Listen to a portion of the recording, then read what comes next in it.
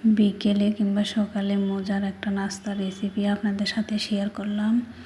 প্রথমে ব্রেডগুলো নিয়ে নিলাম, এরপর ডিম ফেটিয়ে নিলাম, তারপর ফ্রাই প্যানে ব্রেডগুলো দিয়ে হালকা আছে ব্রাউন কালার করে ভেজে নিলাম। এরপর ডিম ব্রেডগুলো চুবিয়ে নিয়ে ফ্রাই প্যানে পর্যাপ্ত পরিমাণ তেল দিয়ে ব্রেডগুলো দিয়ে দিলাম। এরপর ব্রেডগুলো উল্টে পাল্টে ভেজে নিলাম, ব্রাউন কালার করে ভেজে উঠিয়ে নিলাম।